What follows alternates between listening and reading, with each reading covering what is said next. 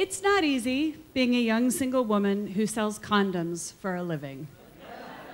I was managing an AIDS prevention project in Guinea, West Africa. I was a matter-of-fact idealist, well-versed in behavioral statistics and epidemiology. To me, condoms, that's right, epidemiology. To me, condoms were simply a widget to save lives. The only time it truly occurred to me that I was in the business of sex was doing the inventory in the warehouse at the end of the month, climbing over a mountain of boxes that contained literally millions of condoms. Once a month, I thought to myself, oh my God, that is a lot of sex. Men, on the other hand, misinterpreted my motivation. They assumed that I liked to sample my product frequently and with everyone. For example, I worked with a head of the United Nations AIDS agency in Guinea who was something of a local celebrity in certain circles. After a meeting one day, we went out for a drink and he had a proposition for me. So my wife, she lives in Paris, and you know I'm Catholic, and so masturbation is not an option for me.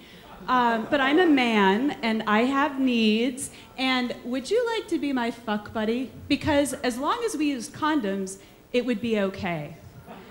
Now, this hierarchy of sin in the Catholic Church, whereby masturbation is worse than infidelity, came as a little bit of a surprise to me. This was news. But bigger picture, there was absolutely nothing about this man's offer that was appealing to me, not least of which the fact that he was 63, wrinkled pony. I was 29. The whole thing made me want to whine. Really? Are you kidding me? I mean, come on, you don't see 63-year-old women trying to pull this shit.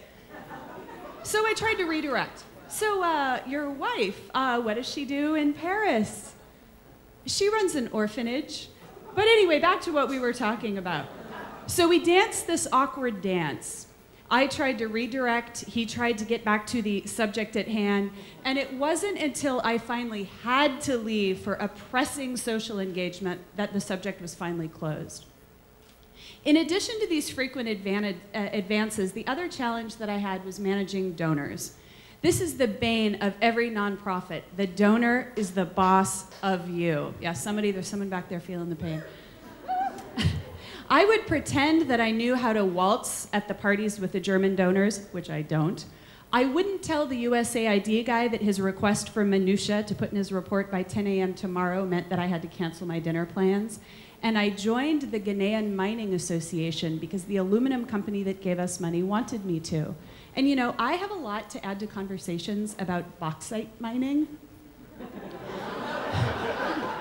There was one exception. Our easiest donor, ironically, was the US Defense Department that was giving us money to do AIDS prevention with the Ghanaian army. My point person at the US Embassy was Lieutenant Colonel Duke Ellington. He was exactly as you are imagining him now, white and buttoned up. He was my matter-of-fact soulmate. He would give me the make-it-so order and expect it to be done. There was no waltzing nonsense or kowtowing with him. At some point while I was there, Duke went away on special assignment and was replaced by somebody else with a much less memorable name. So let's just call him Major Man. In my first meeting with Major Man, he was most curious to know whether or not I spoke French, which is the national language of Guinea. He eventually went on to explain that part of his role is representation, which means that he had a budget to entertain people in his home. So he wanted to have a dinner party, but he felt like a successful dinner party needed a host and a hostess. And since his wife was back at home, would I mind being the stand-in hostess for his dinner party? His invitation gave me pause. I assumed that he had an ulterior motive based on my experience, but unlike the 63-year-old UN man, Major Man had a set of muscles, and if it came to it, I really wasn't sure that I'd be able to shake them off. But I thought about these Ghanaian soldiers who go on deployment and sleep around, they contract HIV and bring it home to their wives, and I was very committed to AIDS prevention. The $253,000 that we got from the Defense Department was real money, so despite my better judgment, I agreed to do it. The night of the dinner party rolled around and I showed up early at Major Man's house as per instructions. I was given my marching orders. I was to chat people up, make sure everyone had a drink, and be charming. The star of the guest list that night was the ambassador from Lebanon. He was an older man who had broken his arm the week before. And the ambassador was having a bit of a what not to wear night, so he had on this button-down shirt and no undershirt. So the overall effect was button, button, tuft of chest hair, arm in a cast in a sling, another tuft of chest hair, button, button. It is really hard to be charming in the face of invasive chest hair, but I did my best. This was as formal a dinner party as you can imagine. There were white linen tablecloths, china with the insignia of the US Army, and waiters in gloves. The ambassador was holding court at the table, going around from person to person and asking them what brought them to Guinea.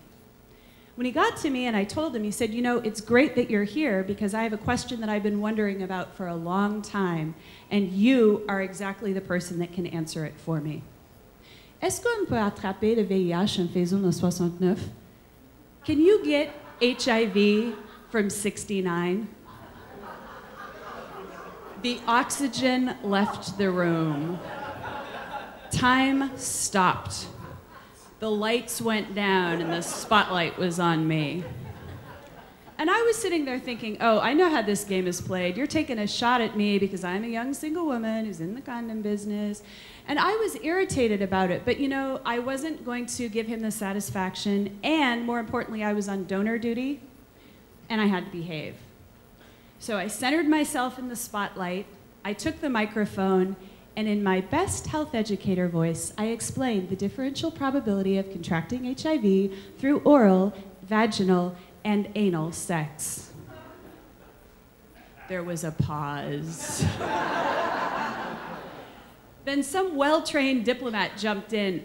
Les haricots verts sont délicieux. These green beans are delicious.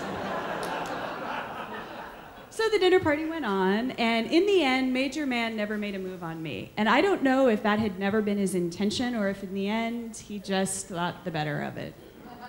A few weeks later, Duke Ellington came back to town, and I went to the embassy to brief him on the progress of our work.